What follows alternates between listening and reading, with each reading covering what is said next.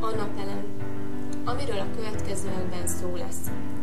A napelemet elektromos áram termeléséhez alkalmazzuk. Ahogy azt az ábra is mutatja, a napból származó elektromágneses sugárzást villamos energiává alakítja át. Ezt az energiát egy inverteren keresztül váltóárammá alakítja át, ami már felhasználható bármely váltóárammal működő berendezés üzemelésére. A napelem cellákat napelem táblákká építik össze. Minél több cellát raknak össze, annál nagyobb lesz a teljesítménye. A minőség növekedésével egyenesen arányosan nő az ára is. A napelemek anyagok szerint csoportosíthatók.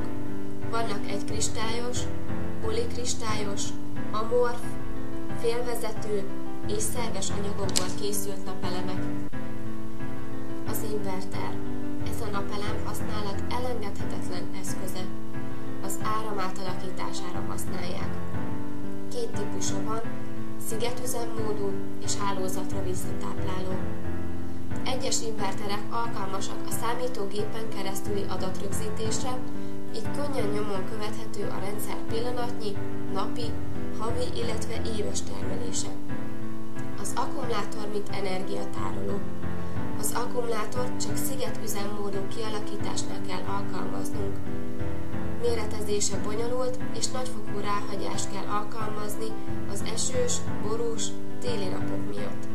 Körültekintő méretezést igényel az akkumulátor kapacitása miatt, hiszen könnyen áram nélkül maradhatunk.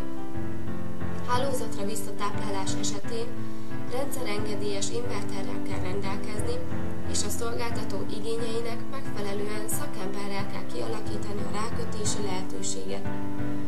A szolgáltatói ügyintézés fő pontjai. Igénybejelentés a szolgáltató felé. Szolgáltatói válasz.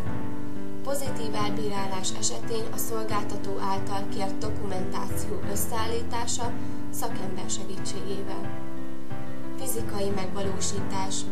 A szolgáltatói szerelő a villanyórát kicseréli egy kétirányú mérésre alkalmas órára. A rendszer rákötése a hálózatra.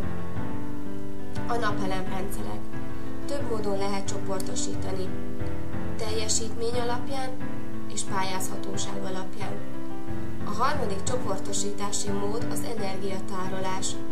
Ez lehet szigetüzemmódú rendszer és hálózatra visszatápláló rendszer. Többféleképpen lehet méretezni egy napelemes rendszert. Ezek részletesebben vannak tárgyalva a példák alapján. 4 típusa van. 150 000 forint az éves villanyszámla. Összesen 2 millió forint van az egész beruházásra. Ezen a dián látható a másik 2 típusa.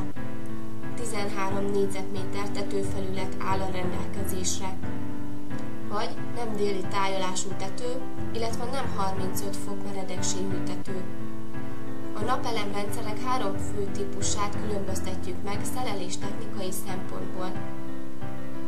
Általános tetőre szerelt napelemek, lapos tetőre szerelt napelemek. A harmadik típus a kétirányú napkövető rendszere szerelt napelemek. Napelem felszerelése az ehhez illő rögzítő elemekkel. Inverter elhelyezése, rögzítése. Köszönöm megtisztelő figyelmüket, a Hajdúker szeretettel vár mindenkit. Forduljanak hozzánk bizalommal!